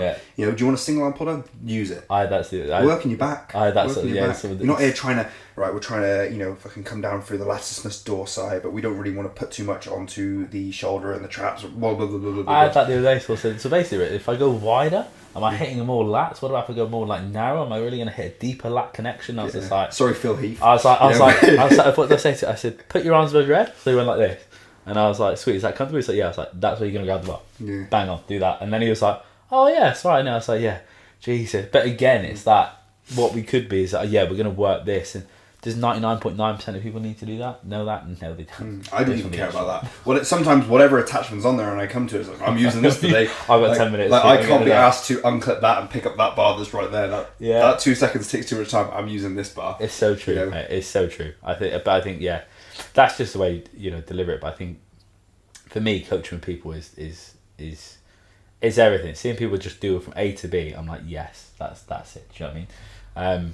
And I think even now, what's really fascinating, I think, especially going into that like running space now as well, the amount of, for one, like running people now or running community that have reached out to me around training, but also the community it like brings in so much different to the strength bit. And again, that was a learning thing. You know, runners coming in with these injuries, these common things. And you go, holy crap. But then you just speak from experience now. Do you know what I mean? I haven't done any fancy running qualifications. I'm going to do my level 2 in a running. That's purely with our running club stuff that I want to set up and nail that down for future projects and stuff. But again, you just speak from experience, innit? Just speak from like, oh yeah, I've had that injury. So how did you get over that? Rested it, done some strength work on it. It's cool now. Like, decent. I think you just build it up over time, and I think you relay a message, again, just being relatable. But the amount of people that want to get into, like you said, running, but then some people see it and they're like, oh, I don't want to run, but they feel this pressure. And I'm like, if you want to run, don't run. Why are you beating yourself up on it? Don't, you know, if you think I enjoy getting up at 3:45 and then doing these ultra marathons, I said, no, I don't enjoy it. You look so happy on your Instagram stories, mate. I said, deep down, mate, I'm absolutely crumbling. But I'm like, I don't enjoy it, but I have to do it because I've got, you know, these are the logistics, especially now of my life, having 2 beautiful children, having a partner that absolutely puts in the graft at home and runs the show. Having that, I have to do these things earlier before I start work. I have to do these things. That's the ultra side, isn't it? So some people run, but you ultra running. What is an ultra marathon? Anything over 26.2 miles. Anything over 26.2 miles. That's fucking lot. Yeah. Most people can't run 5k. Yeah. A lot of people can't run 10. A lot of people can't run a half marathon. I did the half marathon and felt fucked out. Yeah. It's not something that my body's used to. I can go and fight men for 3 hours in a day and do it again the next day. And would I do that, mate? You know? Absolutely not. I can go my body's conditioned to that. But running 26.3 miles plus. Why? Who's going to carry the boats? Mate, so many people have asked me this question. Ruben, shout out to Ruben again. He does like sort of my back and sports massage. He asked me the same question. He said, "Why?" He said, "Because people that want to run that distance, they're doing it for a reason." I said, "I'm not. I'm generally not." I was like, "I'm just like." I think for me, and I know it sounds so cliche, and it does sound very "who's going to carry the boats" Goggins-esque. But for me, I think when you've been through shit in your life, when you've been through the hardest bit, for now, I just want to be like, what is my limit? What can I do? What can I push? Now, you asked me that a year and a half ago, and I even started running. I remember running, it was like two Christmases, maybe I ran 5k, stopped 3 times, absolutely nearly keeled over in the street. I was just like, this is shit. And then members wrote me in, and I blame 2 specific members. They know exactly who they are, but they got me to run a 10k, then a 10k for charity for Devonmind. And I was like, yeah, that's it. I ain't doing any more than that. 10k is like top limit. And then that transitioned then into a half marathon. Done a half marathon again for Devonmind. Done that.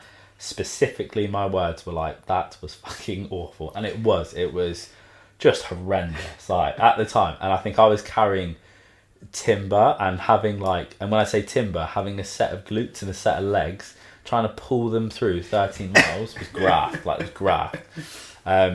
And then that rollerboard then. And then it was just like, do you know what? Yeah, let's just push it again. And then we done the Manchester Marathon. We hit your first marathon? Yeah, first one. Savage. And I would say that was harder than the ultras. When did you start this year? It was this March, year. April?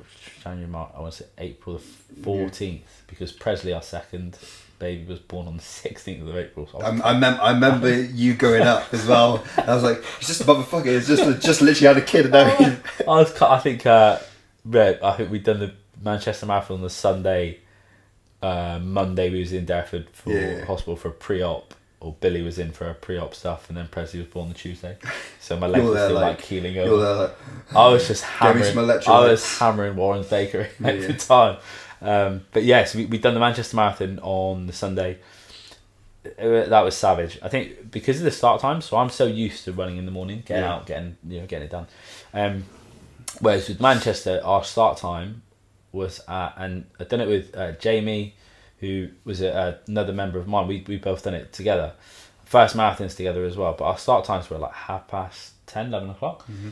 So for me, I've got the weakest bladder of hell. So I was like, do you know what? I'm going to have all my lecture. So I drove up the day before on the Saturday, left at like 1:30 in the morning to get to Manchester for like 8, to then get into the hotel, have a day in Manchester, and then shouldn't have done. I didn't drink enough the day before, probably had like 2-3 litres, which if you're running marathons, people that run ultras probably know that is like, 2 litres is for like daily just moving or recommendations. So probably had that, ate enough food, and then on the morning of, I thought, right, I don't want to be like going to the loo running, couldn't think of anything worse. And because I've never run a marathon before, I was like, surely people queue up in Portaloos all the time. Little did I know, people just don't care. Side of the road when they're running, they have no, so I had my electrolytes, done all that, had like about a litre, 7, and then had my normal nutrition on point, and then we ran at 11. And now bearing in mind, from 7, I didn't drink until I started running, so probably about 10:30, so I didn't drink anything. It was hot as well. 10, 11 miles in, left hamstring started to flutter with cramp, and I was like, well, I've never had cramp, like never. Like I've had cramp like when you're a kid and you're swimming and all these things, but in terms of my training span, never. And I was like, right, there's a reason there's a reason these jelly babies are now turning quite dry in my mouth. This is making sense.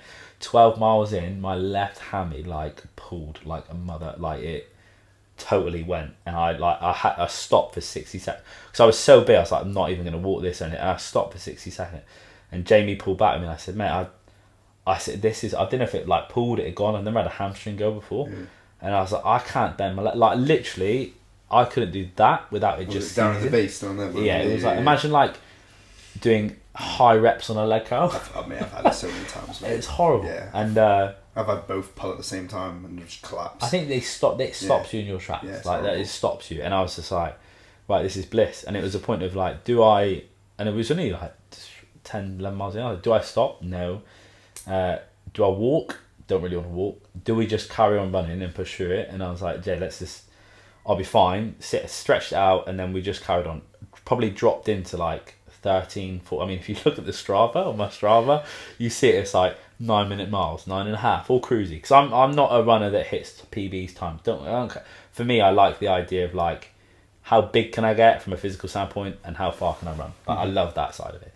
So I was like, sweet, but on my Strava, it's like 9.5-minute miles, and then you just see it 10-mile mark, it's like 15-minute miles, 60-minute mark, we just drop. And every water station, pummeling water down my neck, food stuff, but it doesn't go. So that was savage, like trying to hit, I don't know, another 13 miles with left hammy, like cramping. And you see on the video, as soon as I crossed the line, I just bailed to the railings, and I'm just like, leg was straight, and I was like, horrid. And then I had to drive home because of like Bill going pre-op.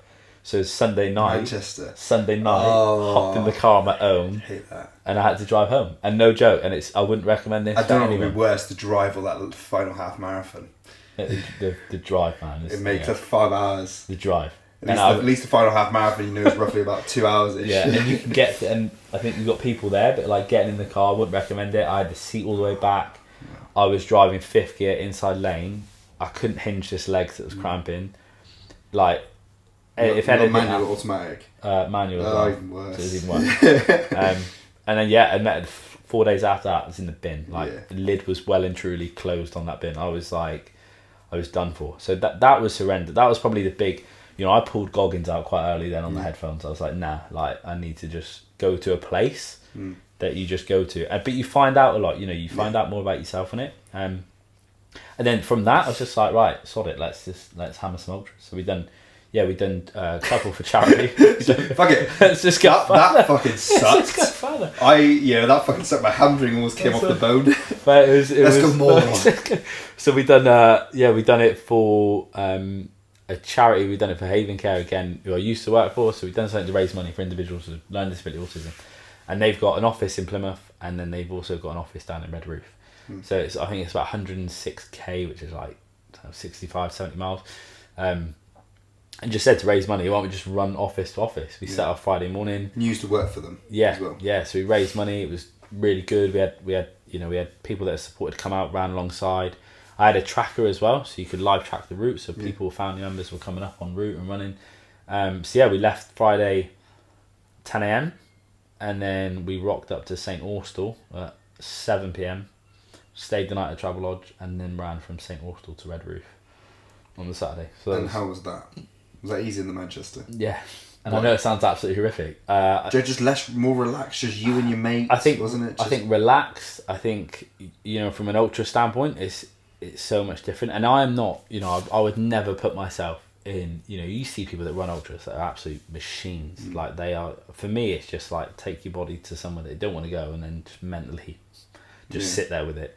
But I think that, you run the flats and walk the hills. You're running up some hills, but in Cornwall, their idea of a hill is like my idea of a wall. Like it's like that. So you're and they're worse sometimes because you're powering up them, and then you're going again. And for me, it's more of a mental shift than anything. I thought the day 2 would be worse, especially like waking up on day 2. I mean, we got to St Austell Travel Lodge at 8 p.m. You just ran over 30 miles. I think we ran like 34. Yeah. You stop running, your leg seize, hammered down a Mackey's, shower, coated myself in like coolant gels and stuff, and then just drank. I think I probably consumed like 4 litres of water for the night, because I was just like, it's different because you can't just do a marathon, that's it, sweet, we're done. It's like you've got to do another, so you've got to make sure you're prepping right, not a case of just binge eating. From a Mac, for me, I know that McDonald's for me is easy to digest. It goes down the hatch. I don't get full on it. I could probably smash another 5 meals. But then I just woke up like on the Saturday, stretched out, and after probably the first mile on that second run, you feel again. I think when your mind and body sort of separate, you'll be very surprised where you can just carry on. I mean, this is the BJJ stuff. Like, if I'd done it, I'd be in the bin. But when you're doing multiple rounds and multiple fights, it's like you can just. Yeah, but you become conditioned. You can just carry on. So I've got a few next year. I'm toying with the idea of doing 100 miles in a day. There's that, which is July next year. July, warm, 100 miles in a day. Yeah, that sounds very, very smart. So at 10 litres of water an hour. I mean, at the moment, I'm on the one that's 50 miles over 2 days. So it's 100k. Yes, it's 50k day one, 50k day two. But they also do. So it's a company called Race to the Stones. They also do a Race to the King. So that's the full 100 in a oneer, which would probably be about 9 to 10 hour running. And I really want to do that. And again, I don't know if it's just a case of I've already done that. 9 to 10 hours? That seems pretty quick.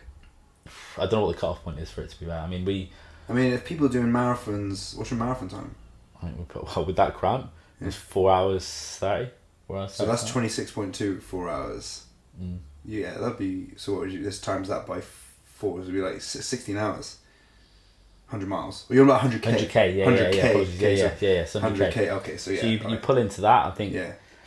And again, that's about the cramps and all that stuff. 100k in a day. Say in 100 a miles in a day is... Nah, in a oneer. And I think it's, for me, again, it's like I've done it in 2 days, brilliant. Yeah. Let's try and push again. Because I'm already doing another in March for Mind Charity. So going into next year at the moment, it's going to be a half marathon for Devon Mind, and then Devon Mind and I are looking at a collaboration event where we're going to do like a joint collaborative ultra. I'll put information on because I want to get people involved with that as well, because it's around mental health and all this message that's coming out. So try and bring that together. But that'll be one, and then ideally either get a place at London Marathon or go Manchester. That'll be straight after, hit that, and then it will go into July then for the ultra. That's why I'm toying. Like, I've already done this 50k over 2 days or 100k over 2 days. Let's finish the July with like 100k in one day. But yeah, to answer your message, I don't know why I do it. I don't know. For me, I love it. I love giving back. I love doing it for charity. With Haven Care, there's individuals that are supported in wheelchair. There's people that haven't got mobility stuff. There's people that they've limbs, loss of limbs, and where they've had family members that have been out, and all these other things. And in my opinion, if I've got 2 legs, then I'm gonna fucking use them. Let's see where I can go. My idea of being in hell was just being, and I say just, and I know for some people this is like a massive struggle then, but for me, looking back, my idea of being in, I don't know, a real hard mental place, physical place, was being 21 stone. To some, that's fucking navigating life, in a wheelchair. That's navigating life with autism. That's navigating life with disabilities, which is far worse and far more harder, to navigate through. So I'm like, right, if I can do something like that, give back, sweet. Same with Devon Mind with their mental health stuff. Really trying to normalise that actually mental health, anxiety, all these things is normal. Like we've all got these feelings. We all have these feelings that present. They're normal. Be with it, talk about it, be open with it, don't hide it, don't suppress it. Let it sit and actually like be true with that emotion, be true with that feeling. So I think that's probably one pulling point why I do it. But then as anyone, there's always going to be that personal thing of why you do it. And for me, it's just being like, there was a point where I couldn't even squat with a bar without falling over. So let's try and just take things to the limit. I'm sure Bill, my partner, would tell me, like she does, bless her. She goes, "You're stupid. Just all your fitness crap. I don't get it. Why are you doing it? What are you doing?" But I don't know. For me, it's a massive part of my life, and I've got to put that somewhat first. I know people would have their different, but if I don't put that first, my own health and fitness first. Dad, father figure, business owner, provider. It slips, yeah. You like the idea of the challenge. Yeah. A lot of the people that spoke on the podcast is like, it's just the idea of the challenge, bettering yourself physically, mentally, and that translates into other areas of life, because something that is difficult mentally or physically, like if you find something hard, it's like you can deal with other hard stuff as well. If you can deal with something hard physically, you can probably deal with something hard mentally, and vice versa. So it does translate, a challenging kind of period within training, you could probably work through something within work or within a relationship, and vice versa. So it does translate, but it's also your time to kind of keep yourself kind of accountable as well. And I pull back. So like even now, like not really training for anything, just running for maintenance and luckily, as a trainer, as a coach, I work in a gym. So for me to access the gym, to train, to work out, it's easy, compared to someone that's working 15-hour days, working in the hospital, all these things. For them, it's the fucking last place. That's what I say to all my clients. Don't relate even to me. Think about it, man. Like Tom, you train so much. I live in the gym. Yeah. I can train with any client I want. Okay, I can train in any gap that I want. Yeah. Train at any time that I want. Yeah. Like, you can't. So don't try and, do what I do. And do what you can do. You know, and it's like I know I'm going off on a tangent, but the whole like, if you want it bad enough, you do this, make time. I hate it. It's such a toxic message. I'm like, we work in a gym. Remember that. People that work for them, they just want to go put their kids to sleep because they haven't seen them in 2 days. They've been on back shifts, on night shifts, and they want to smash a pizza down the neck because they've hadn't had a break all day because they've had people in the A&E department. Like, be relatable. And I think, and like you said, for me, like it is that. But at the same time, me not running or preparing for any sort of running stuff, and running's not my main modality of training. For me, strength, weights, gym is like priority number one. Yeah. Running is like this way of switching off. It's a way of going, right, how can I push myself into a different direction? And trying to get the crossovers right, especially down to food and fueling, is hard. But me not running for anything at the moment means that, I'm trying to be on them weekends, trying to be more present at home. And I don't get it right. Not all the time I don't get it right. I'm not this perfect figure, and I never ever put myself on a pedestal of being that. I am learning to be a dad, I'm learning to be a business, I'm learning in the gym every day. It's one cycle of life, do you know what I mean? And I relate that back, and like you said then, I'm like, never compare to me. Don't even think about compared to me, because I am not this person that's got life right. I'm far from it. Do you know what I mean? You're far from it. I just get up and do the same things every day, hoping to be a better person than I was yesterday. And as naive and as like cliche as that sounds, it's so true though. Do you know what I mean? It's so true. Like, and me and Bill really open in our relationship where we talk, and she'll go like, you're especially starting out self-employed. You're on your phone. You work too much on the weekends. You're constantly on your phone editing stuff when we should just be switching off, going out with stuff. And I'm like, that's self-reflection. And some people see that as conflict, whereas now I've learned over years of being in them situations, being in toxic relationships and stuff, I sit there and go, yeah, you're right. Like, yeah, I need to be that. And I think then your relationship grows because you communicate more, and then nothing really takes a hit. Do you know what I mean? She realizes how important that is to me, and I go, I know what it's like. Well, actually, I don't know what it's like to be at home trying to manage 2 kids, trying to be that mum figure. I get the easy side of going to work, working in the gym. So when I am at home, I'm like, right, what can I do?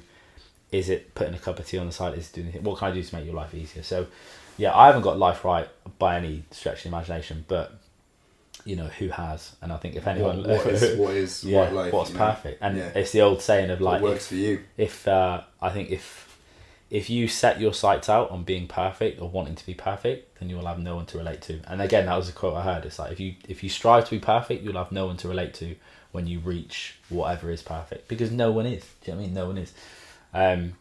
So when you realise that, yeah, I think life becomes a little bit easier and less pressure on yourself. Do you think you suffer from any anxiety or depression currently at the moment? I wouldn't say depression, not at all. I wouldn't even say anxiety. Don't get me wrong, I get bouts of it, especially when you go into like new bits in life, new job avenues, you take new steps. I get these feelings of like, being transparent. I had like feelings of, or displaying certain behaviours or certain traits that I was doing at a time in my life. Again, we go back to that sort of addictive personality, and I very much found that sometimes I will run from certain situations that present. So things that come up in life, whether that's loss, whether that's I don't know, like I'll use loss as an example. So I've had numerous people, and this is going quite deep. I've had people that have passed away in my life. I've had people pass away right in front of my eyes doing CPR. But I've had these things, these personal things that happen, and I always say to people, I've got the perfect CV to jump on tablets, medication, like on paper, but I've got these sort of tools that I know now, having learnt from them, what to do to deal with that. But recently, there was things that presented, and I was like, maybe I need to go back and get some counselling again, because I'm a big believer in just talking and having, talking to someone about stuff. But again, I went and seen Mum. Do you know what I mean? I went and spoke to her, and she's a counsellor, psychotherapist. She pulled me apart for 60 minutes. Like, she fucking dialed me down, and I just thought, yeah, I'm shit. Like, I need to get better at that. And it sort of relates over to, like you said then, when I was working too much at home and being that person. And it was about just recognising that and seeing like, right, yeah, I need to not do this and do this. But definitely I had them feelings of like, I feel a bit shit. This, I always say like the pillars, whether it's like a work pillar relationship, and certain pillars were shifting, and I didn't really know how to control that. And I was like, I don't know how to control this, so I'm just going to go for a run. I don't know how to control this, I'm going to run to the gym. I wouldn't be present with this feeling. And I think it was about me just taking a step out and being like, yeah, right, I need to work on that. And then putting things in place to work on it. But definitely, I think everyone has feelings of anxiety. But I think it's pulling it back to anxiety is not... There's clinical anxiety, clinical depression, which... Yeah, and I'm not going to diagnose anyone to that. It's not my part. I'm not qualified in that. But from experience, there's that. And then there's these normal things of loss, bereavement, new jobs, relationships, all these things. And they're feelings that are normal. And when they present, it's going, right, what tools can I pull out of my toolbox? What things can I open up from my past experiences and use? So I know if I get anxiety, I know I've got mum there to support me. If I haven't got mum, she's away working, I know that I just need to go for a walk, because I've done that in the past. Walking, podcasts, switching off. It's not going into a gym, despite, people might think that, because to me, it's too much sensory overload. You walk into a gym, hi mate, how are you, Rick? What's happening in life? And I'm like, I don't want to speak to you. Like, I've got so much going on in my head, I don't want to be here. So for me, just putting a podcast and going for a walk, that works. And I think that's built over time. And there's people that don't know how to navigate through that. So again, seeking GPs and all these things, there might be an answer to that, and there might be an answer somewhere in that. But for me, it's like, when these feelings come, be present and use my toolbox. But at times, I don't know what to do. What do you reckon reality would be then if you didn't have these people to speak to, all these tools that you kind of like go to?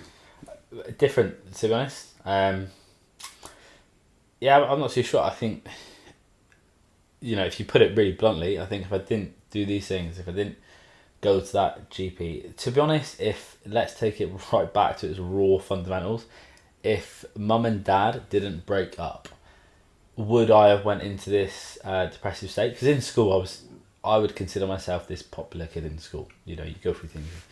And then when mum and dad broke up at a time, and then me putting on that weight from 16 up until sort of early 20s, them feelings of like being bullied, the fat shaming, all these comments came, and I was like, and then that was like, whoa, I'm not used to this. Like, I've always been this popular one in school, and now I'm getting like these, going into college and having all these comments chucked around. So I don't know, if mum and dad never broke up, would I have went into any form of that? I would confidently stand here now and say probably not, if I'm being honest. I would like to think, if I didn't step into the gym, if I didn't have sort of that direction, if I didn't ever put on weight, so if mum and dad never broke up and that didn't present, because that was something that I had no control over. I didn't know I was going to bury my in the fridge. I've never been exposed to sort of them situations.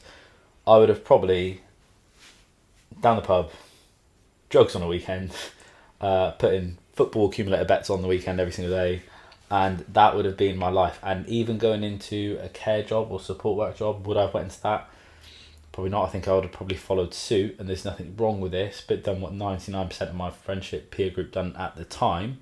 They still do, and I mean, my friendship group, they're more like acquaintances now. As you go through life, you get different friendships, but I would have probably went down, scaffolding, bricklaying, done an apprenticeship, worked in them sort of jobs. And like we just touched on, I'm not a manual labour sort of guy, but I probably went down there, and that would have probably been my life, and that's the way I look at it. So for me, health, fitness, again, cliche, it gave me purpose, it gave me something to work towards, it gave me a bit, we speak about identity, it gave me a form of identity, and now it is formed into a business and a brand, but it's me. And for me, it was a massive point of my life when I didn't have anyone in terms of like I had no one who was like looking up to or support groups. I had to figure that shit out on my own, so to speak. I had to go to the gym on my own. I had to do these fat burners on my own. I had to do all these meal plans. I had to get a PT and discover he's a shit PT, just made me feel sick after one session. He's a good one. I had to go through all these things, just me, with mum, with a very limited, social group, not having a dad there and a role model figure, and all these things. Health and fitness, like I've done that shit. So for me, this like fitness is something that's like massive. It can have its negative connotations, like I touched on. You can run to it when you don't know how to cope with stuff as a way of just getting through, or you can use it as a tool. You can get out and walk. You can realise there's more to it. But for me, from an identity standpoint, I wouldn't. It's priority number one. And I know people have got families and all these things, and this is why I say don't ever follow what I do in this. But for me, it's number one. My kids are also number one. Billy is also number one. But I will make my health and fitness come first. And if it means getting up at fucking 3:30, which I've done, to get a run before work and all these other, then I'll do that. Because if I don't do that, then I'll internally I will be like, shit. How important do you reckon that identity that health and fitness has given you has been as a partner and a father? Massive. You know, I'm not big in terms. Well, I say this now. Again, I'm figuring this father thing out. I'm not a fan of. I'll never push my values in terms of fitness and what I consider to be fitness or health onto anyone. You know, not even Billy. You know, even though she reminds me all the time that she was running like before I even ran. She was running 10Ks before I ran, which she was, you know, many years ago in another life before we even became partners and got together. But I would never push that onto anyone. So even having kids now, you know, I would never push any form of health and fitness. You know, you get people that are like, oh, you know, my son needs to play football, I'm taking him to football. Football's like this main thing.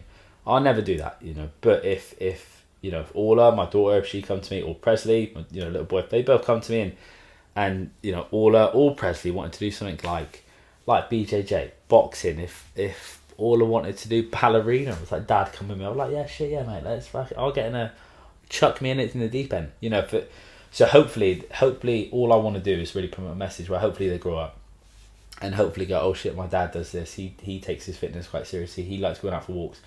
And it builds up into this. It's more of a lifestyle thing, and if I can do that, cool, I'm winning. That's sick. But if I don't do that, but I can still be there for them to talk to and understand, and they want to do something total opposite, cool. Like you, I think as a father, I just want to be there to support and be a person. Someone that I probably never had at 16 growing up. I want to be that person to my kids overall. Really, I think, and that's what being a dad to me looks like now. That's probably going to change tomorrow, next week, in a year, but you just got to be there, and then whatever they want to do, you just support that. You know, whatever that is, you just support that. I would never try and be like, no, you need to do this, no, you can't do this, because who am I in general to tell anyone that? Yeah, no one, you know, no one at all. So yeah, hopefully I can bring that role model into my kids as a parent and be that father figure, but hopefully not push anything in their direction. It's the same as looking after your kids is going to be the same as your personal training clients, mate. You got like 60 kids you got to look after anyway. You know, I said it to my clients. It's like, I couldn't imagine having kids. I said, I got like 60 of you each week. Like, I got to look after you all. Yeah, man. I think like you've already got the experience there. I think it's just trying to relay the message, isn't it? Yeah. You know, we've got various community platforms that, you know, I know I touched on this. It's a bit TMI, a bit too much, but. You know, a couple of weeks ago, having the vasectomy and having the old snip through, the amount of banter, for a better word, I got from my clients was insane. Like the amount of like gifs and emojis that are flying my way, I was like, fuck. But you know, but again, it's like a second family. But I think that is, and you know, that's the way I treat them through. But and it's cool because even then, you know, when Orla's born, when Presley's born, they haven't got to do it. They buy things, they make things, they bring them in birthday, baby gifts, all these things. I'm like, and then it really dawns on you, like, what role you play in someone's life. 100%. Like, then you sit there and go, holy shit, like this is connection, and then you get this fulfillment, but you never realise it. Do you know what I mean? I've been there, like, invited to weddings, and I'm like, why are you inviting me to your wedding? I bully you every week. But then you start to realise, like, again, you're playing a bigger role. You're kind of that person that they go to. You know, they're not off. Sometimes they're offloading things onto you, but they're the person that they're happy for you to unpack them. They're happy to talk to you each week, a few hours a week, whatever it is. They're happy to talk to you about things because they haven't got anyone else to talk to about it. Maybe they struggle to speak to their friends, their family, their partner about things, so they come to you for that advice because you're kind of, even though you are team them, but you're kind of unbiased because you want the best of them. So you're happy that they kind of know that you'll give them the real raw advice. You're not going to sugarcoat it in a sense. I mean, that's kind of what I do with my clients. Is like, I'm going to kind of give them what I feel is probably going to be best for them. And I think when you have that relationship, it's like, it's pretty cool. Yeah, I think, pretty cool. Especially as a coach as well. I think you know, some people come and see you for 1 hour a week, and you know, they don't spend time with their partners at that time because they're working away, or you know, they might even be, you know, widowed, a single mum of kid. That's their only downtime, and I think that's where that real intimate personal connection is to the coach, and you're ability to understand. And we go back to thinking, like you said, if you think you're going to train people that are like you, then you're in the wrong job, because 90% of it is listening and understanding, and you've got to say that. And that's why I say it. I'm like, when you've got that number of people you're seeing every day, you've got to be able to understand. And for me, I'm quite big on trying to be the best person I can be in the moment and listen to someone, because to you, that hour in their week, for you, it could be the end of a Friday and you've got these things. For them, it's like, I need this. And I've had members that we've honestly been in a session for 5 minutes and I've just said, solid, let's go down and get a coffee, because they are at a point where they don't want to be in the gym, and they have, emotional things, they've got hardships going on, and I'm just like, forget the gym. And we just shoot down the fire exit, go down to the coffee, sit and have a coffee, they unpack it, and for them that was far better than the gym. But I could be this stereotypical, like, no, you want it bad enough, like, we need to work out. Bullshit. You're training. Bullshit, like, who's a going few to carry the burpees will sort you out. It's like, so, it's the understanding, son, of, for me, just understanding. I do the mental health walk, that's what I call it, the mental health walk. And sometimes some of them, they know I do them. Like, if I can tell someone, like, they really don't want to be here, they've dragged themselves here, they come in and they're just straight away, boom. You can see it. It's the mental health walk we're doing. So, but now some of them are catching on and they're like, Tom, can we just do a mental health walk? No, you don't ask for it, I offer it. We're not, Tom, I don't really want to trade, right, we're trading because you mentioned it. Yeah, it's so true. I've even went down and just played squash. Like, played squash with members. We've went for a walk around the park, so they might feel queasy, sick, whatever that looks like. But you come in and sometimes you just go, how are you? And then it's bang, and it's like, right, I can get out of here. Let's go for a walk, let's get a coffee, let's do that. Ricky, can we get another coffee? We did it last week. Yeah, but I really like that coffee. That I do that get that. People just go, can't we just go and get a coffee? I'm like, well, we can, but I don't think it'll be manageable. Yeah, there's like, can we just lay down? Like, I got my single mums. Like, Tom, can we just lay down and have a cuddle? I'm like, it's 6 a.m. Lay down. Come on, just over there. Just lay down and have a cuddle. We've been here for 5 minutes.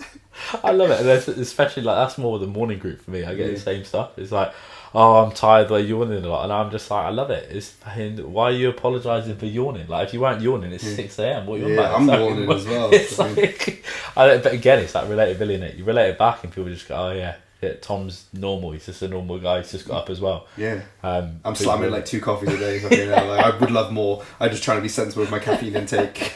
I'd have it on a drip if I could. They know it when you go downstairs. I think last week I'd definitely done it. I was downstairs at like 4 p.m. in the cafe. I was just like, yeah, can I have a flat white? I need a caffeine like hit. Very rare, but don't know. When you relate to that, people just go, you're normal. Yeah. Like, yeah, of course we are. No, I'm not eating.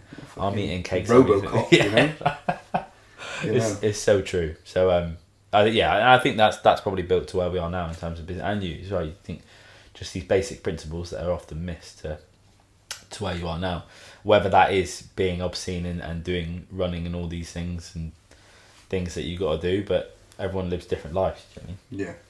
So what advice would you give to someone who knows they need to start taking better steps for themselves in their health and fitness, mentally and physically, but they're just not confident enough to do it? I think just trying to like actually realise that it's okay to feel them feelings. Walking into a gym, it's okay to be nice. It's okay to gravitate towards cardio equipment. These are all the things that are okay. Don't do what I did in terms of waste about 200 quid a month on fat burners. I would say just seek some advice on it, and try not to let this noise, because there is so much noise around daily, social media and all these things, and do your research. Would you, again, the old analogy of like, would you go buy a house without viewing it? I know there's people out there that probably would, but would you do that? 99% of you wouldn't. You wouldn't go buy a house and put your hard-earned savings down on something that you've literally seen online. Like, go meet that person.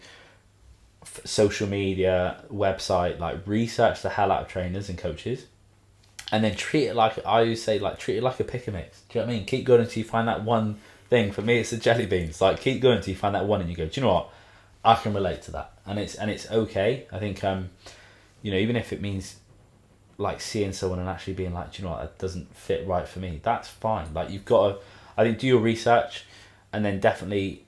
And I know from an affordability side, there is this financial aspect, but get a coach, get a trainer who's going to break down, who's going to help you understand. But if you're in maybe even a financial situation where you can't afford them coaches, because they are it is a luxury in some degree, of especially in today's day and age, to have a coach, to have a trainer, even though it's an investment in your health, it's still this extra. So I think even if you're just starting out doing something, whether that's wanting to run or that's going into the gym, if you feel confident on doing some stuff at home and following something, do that. If you want to go out and you really want to try and go for a run, maybe go for a walk instead and build up slowly. If you want to go to a gym, like join up to a gym, because yes, they're going to be daunting feelings. Yes, they're going to be things. I mean, I used to get into the change room, sit in there for 10 minutes and then be like, right, no one's at the gym desk, I'm going right to the rowing machine. And I used to do that. Now, is that sustainable? No, but did it get me into a gym? Like, yes. And if that didn't get me into a gym, would I have then got a PT? Probably not. Would I have then got it's a rollerball effect, and you'll be surprised how quick it can move as well. So I definitely think if you're on the fence, just make that step in whatever direction that is. If it's a coach, do your research on it, because there's a lot of people out there that are, I would say sometimes that glorify it a little bit. Do your research, sit with people, meet with people, read reviews, read website reviews, testimonial stuff, like are they active on social media platforms, all these things, like meet them in person, if I'd say. But if you haven't got that and you just want to get moving, go to a budget end gym. There's so many really cheap, affordable charity gyms that just have cardio. I used to go to the Heartbeat one at Wolsey Road as well. I think I went between there and the Life Centre, because that was like £3 to go. It wasn't a gym, so it was charity machines. So I knew it'd be quiet. It wasn't intimidating for me. I was like, sick, I'm gonna go here. And I became friends with like these like 50, 60-year-old people, and I loved it. But for me, I wasn't nervous then. I was like, I'm quite comfortable. So like do something like that. But just make that jump, because I think in hindsight, when you make the jump, you realise over time, like, holy shit, that's the best thing I've done. And life's too short. Life's too short. It moves quick. Life's too short not to do things that you enjoy, or life's too short to listen to people and not do it. Life has no restrictions. So just if you want to do it, do it. If you don't want to do it, don't do it. There's no right or wrong. So yeah, I think just starting PT, do your research. Getting into a gym or wanting to join a gym, start low and then build up. Good advice, my man. Cool. Smashed it. No, Easy. top man. I'll put all Ricky stuff below. You've already said you've got your runs and that coming up, your charity runs coming up next year. Yeah. Big so things to come. That's going to be classes on your social media. Ricky Callow PT, that's on Instagram. Yeah. I know Tom will put it on. So we're active on there. Yeah, and it'll be plastered on there. So if you want to see me, hopefully running not with hamstring cramps this time, then yeah, check it out. Happy days, my man. Cool. Boom. Ciao, ciao.